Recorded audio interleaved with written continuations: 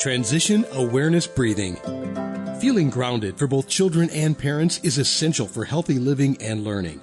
Join Eartha Powell on this series for tips and tools for creating a harmonious environment for learning. Transition awareness breathing will help you and your child find an individualized path to tackle change, promote lifelong learning, and discover new approaches to calmness. It's the first week of summer, and the weather is beautiful. You're traveling down the avenue in your hometown.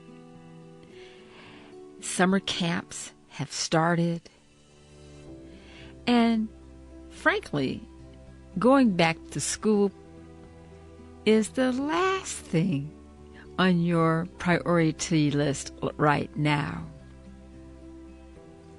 And as you travel down the avenue, this time, you're not the driver. You gaze over at the driver's seat, and you wonder, where has the time gone? You see, this time, you're looking at your teenaged son or daughter behind the wheel, gripping the steering wheel,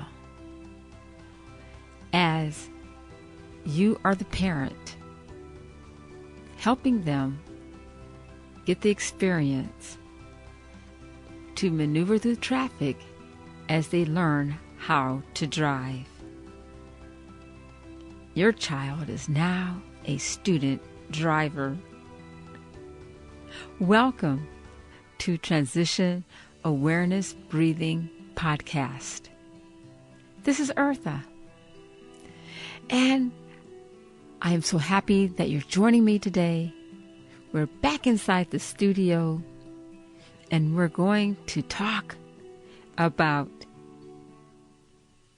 the student driver. Well, maybe we're going to include not only the student driver, but how to operationalize a mindful mindset when we are the parent helping our student driver. And not just in a car, but let's think a little bit broader in life, okay? But first, before I go any farther, I'd like to thank Web Talk Radio for allowing me to have a platform to bring Transition Awareness Breathing Podcast to you. And thank you, Mary Lou and Sam, my producers, for making Transition Awareness Breathing Podcast available to you wherever you're at. Let's get started. So, yeah, here we are, summertime, and your son and your daughter have now reached the age of learning how to drive. And they've been waiting all year long for this moment. And you're kind of reflecting back and how fast they have grown. And all the mindfulness information that you've learned. Where is it? You know, it's easy to practice mindfulness in the garden. A few episodes, I shared information about mindfulness, awareness in the garden. And it was so awesome. Listening to the birds, looking at the development of the different vegetables, and just taking in that present day, that present moment beauty. But what about now? You're in the passenger seat, and your child is a little bit nervous.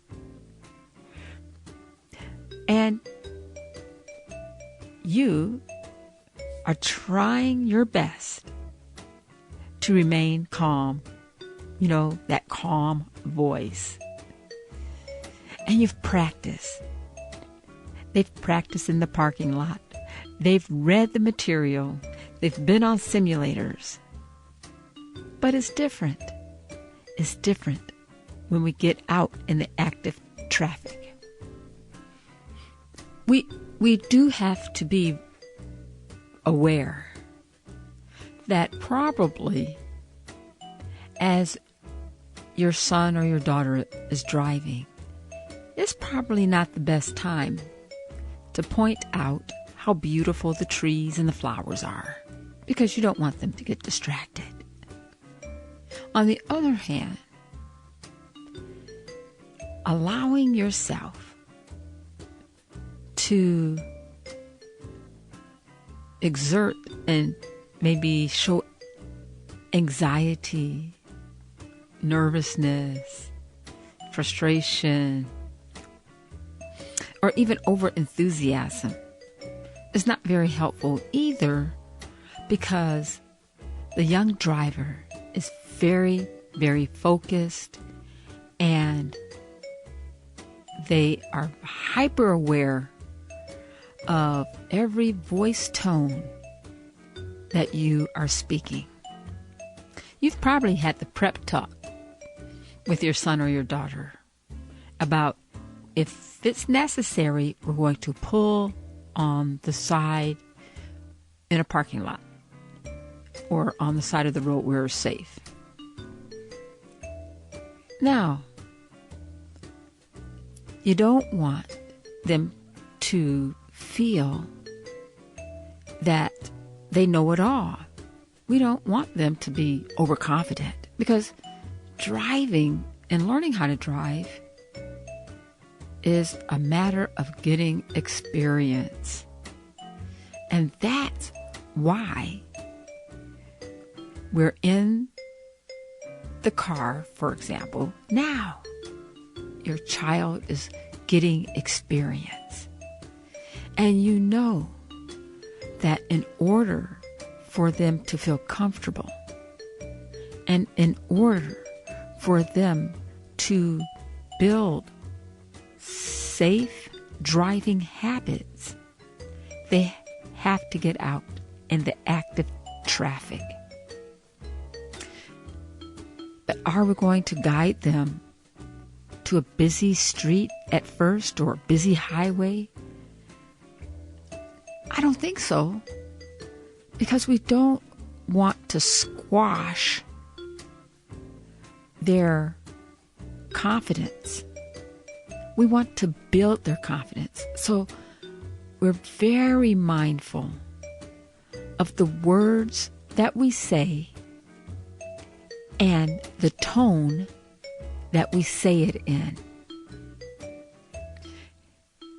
We want to use a lot of positive and encouraging words, and maybe have some code words so that you and your child can use if they get in a little trouble and they feel they have to turn into that parking lot for safety and catch their breath. Yes, it's easy to practice mindfulness when we're walking in the park, when we're not distracted, and we can concentrate and be aware of the breath, and we can stop and we can touch the different flowers or whatever's in the environment. We can appreciate the different textures and the beauty. Right now, we can appreciate the tone that we can use to bring calmness in that car. We can be aware of our bodily motions. When our young driver is driving, we want to be aware if we're pressing on that imaginary brake on our side, in the passenger side, or clutching the door or the dashboard. We're aware of those movements, and we don't want to cause any anxiety or fear, so we relax and we use our words, and we try to have a tone that is calm and inviting and relaxing. And so we can use mindfulness in that type of environment. Let's go a little bit farther, because it's more than just about driving. Our young driver is learning new driving habits. And it's not always going to be smooth. Mistakes will happen. And so helping our young driver to problem solve and to recover from a mistake in a safe way and not cause any harm. The mindfulness practice is similar to the young student driver. We practice mindfulness. We've learned about mindfulness. We've been to conferences about mindfulness. And then when we step into the highway, so to speak, in the active life, the active traffic of life, and we realize that we have to think and concentrate and focus on whatever situation is at hand, whatever profession that you may be in, whether it's healthcare or retail or any kind of service position, and you're dealing with people. And when we're dealing with people, it is a helpful strategy to have a flexible and positive mindset. And sometimes that may be a little bit difficult. And so using the mindfulness practice helps us maintain that helpful, compassionate, kind mindset. But it's not always that easy, because we can get in a situation so fast, whatever it may be, that it catches us off guard. For example, you may have a child or children, and in this first week of summer, they're back at summer camp. They have been waiting to go to camp all year long. The last week of school seemed treacherous because they've been anticipating summer. And I think this summer in particular was more significant because as our world opened up again from the pandemic situation, many children were at home with distance learning, and if they were going in person school, there were different restrictions, temperature checks, all kind of different things were going on. That was different than previous years. And so going to a camp, being with friends, and just concentrating on learning to be social again is something that the children were looking forward to and maybe so were you, so was I. But we remember that even if we've taught our children mindfulness techniques, awareness, breathing, they're back on that active road again. And with the excitement and with the sensitivity to how to interact with others face to face has been a little bit challenging. And so many times, the children have to get reacquainted with learning how to interact with each other. Now, Zoom has been wonderful. It has really encouraged our world to learn a different way of doing business, of learning. But some of the face-to-face and personal interactions have gotten a little bit rusty. And so the summer camps are helping our children kind of re-enter that social environment. And so, for example, my son went to summer camp. He's in summer camp. And, you've got to know your children. I thought it would be a good idea for him to journal. And so one of the things that I'm encouraging him to do, that when he comes home, is to journal about what went good during his day and what didn't go so good during his day.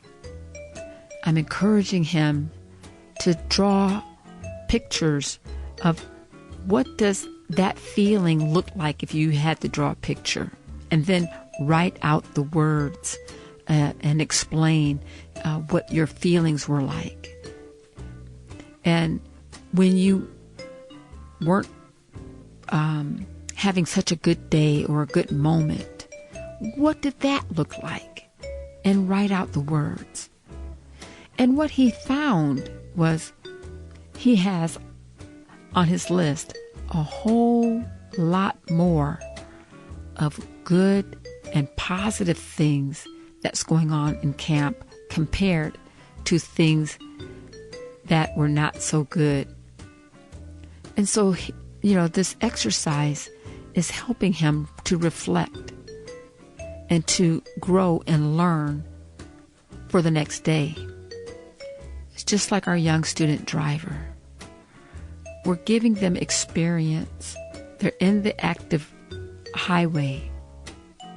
And we're giving them a chance, if they need to, if they feel a little bit overwhelmed, to turn into a parking lot, to go to the side of the road and reflect and to think about, how can I do this a little bit better? What am I anxious about? What am I uncomfortable about? What do I need more practice? And then allow them to practice and then get back on that road.